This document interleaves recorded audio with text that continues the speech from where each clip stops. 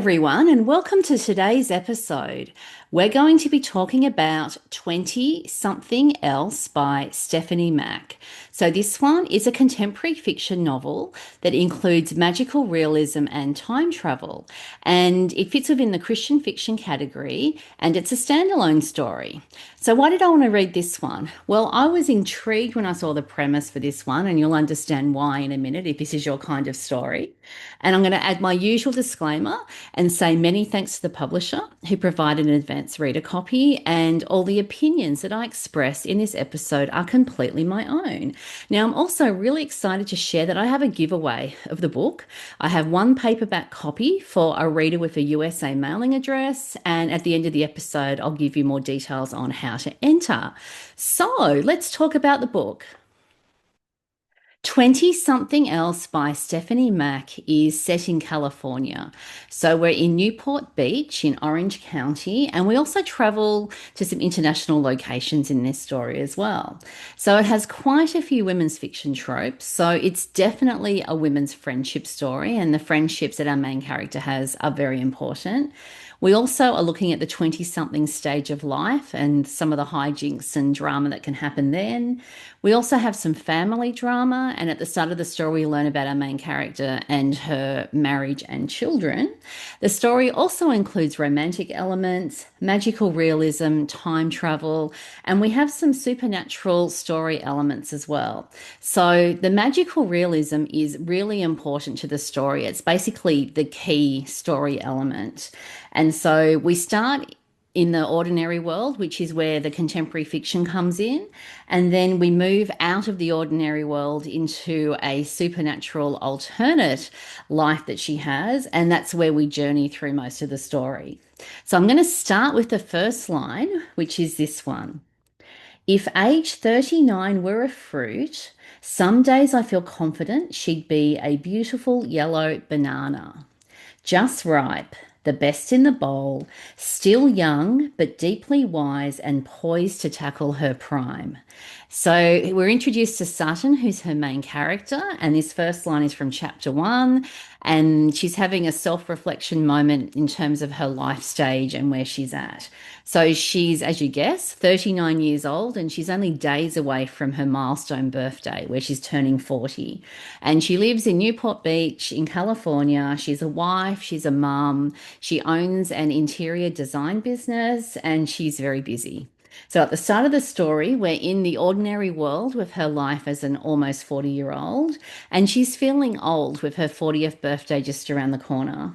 And the LA lifestyle, which she is involved in because of where she lives, there's a lot of pressure on her and on women in general to be young and beautiful. And Sutton really does feel this pressure in the story as she's living her busy life and juggling a whole lot of stuff. And so she's feeling disconnected from her husband. She's been married since they were young, and a lot of that has to do with him traveling for work as well. And she's, of course, when you've got children, when you're raising children, there's always challenges that go with the territory with that as well. So she's got the challenges with her kids. She's also got financial pressure, and she really needs to get more jobs. So she's pitching for jobs to get more interior design work. And she really needs to get the business picking up for a whole bunch of reasons as well. And she's also feeling discontent, and she really wishes that she was younger.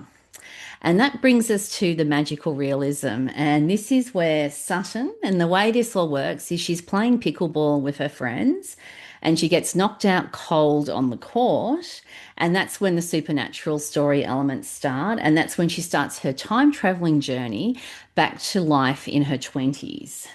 So it really is an alternate life path that she goes on with this journey. And her husband and children don't exist.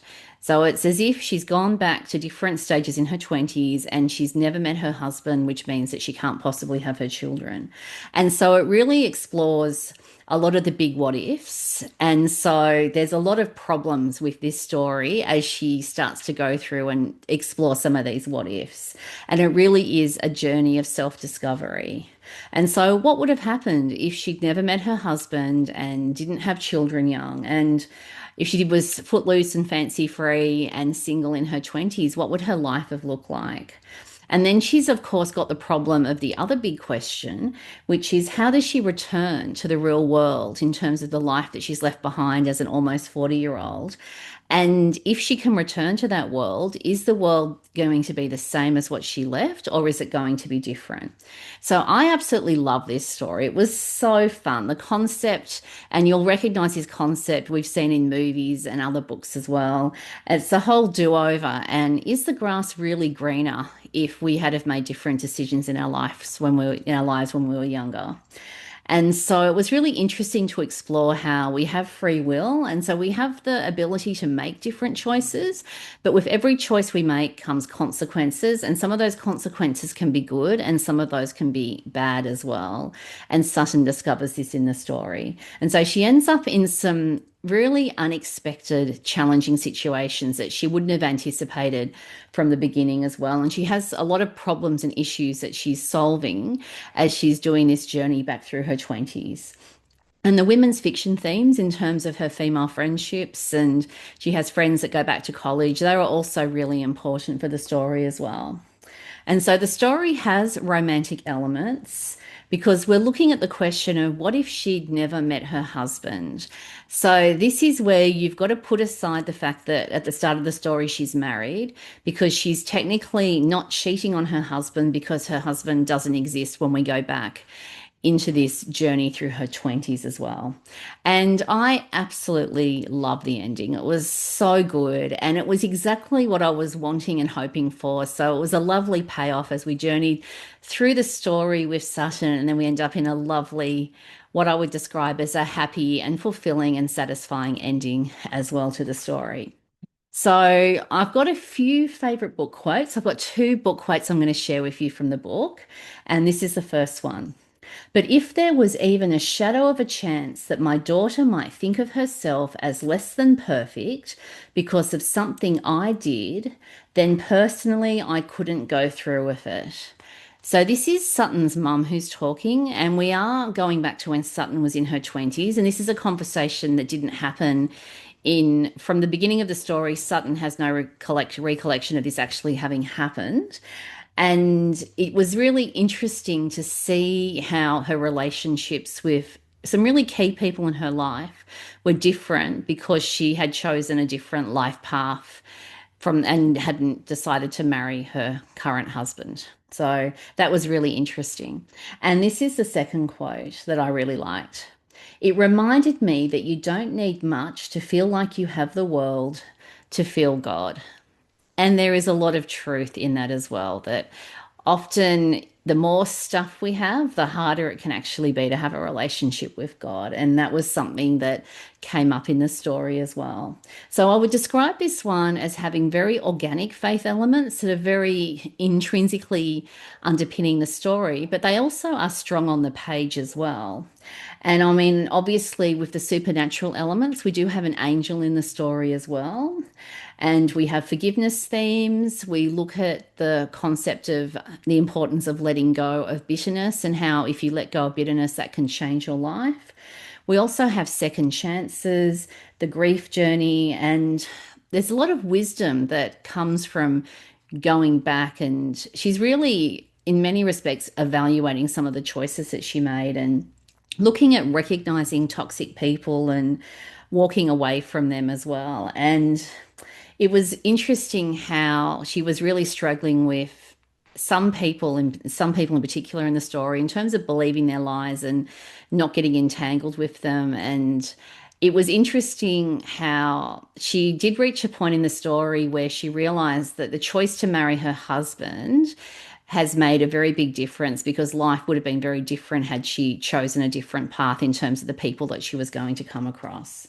So in terms of the impact on me, there were lots of smiles. I mean, there were some really funny moments in the story. It was a really fun story, and Sutton was just a delightful character that I really enjoyed journeying with. And at the beginning, she comes across as quite shallow and materialistic potentially, but that's not what's really going on. We sort of get a snapshot at the beginning of who she is and what her life is, and then we really dig deeper and really get to know more about Sutton and how what makes her tick and how her life is really working as we explore the story.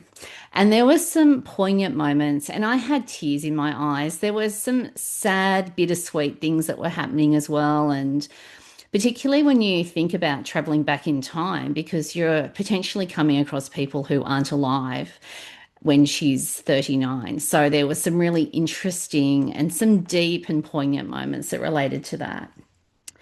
And the story really did make me think as I'm journeying with Sutton and really seeing what was happening in her 20s and how different it was to her married life with children.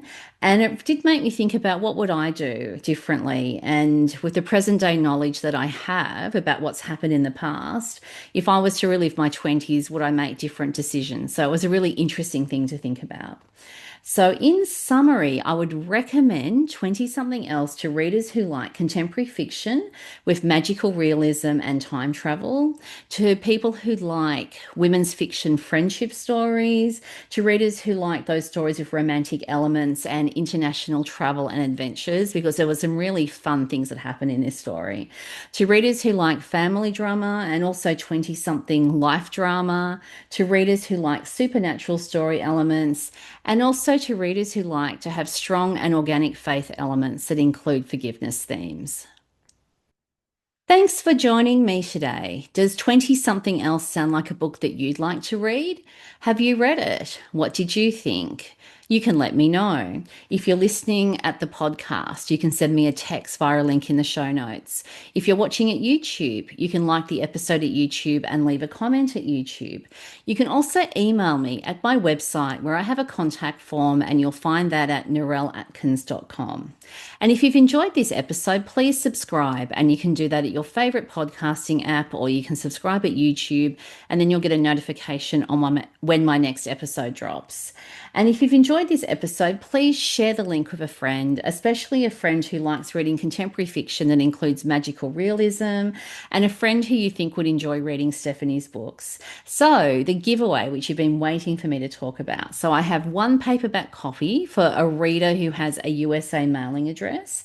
Now, the giveaway will close on the 25th of June 2026, and this is USA West Coast time, which is actually the 26th of June in Australia.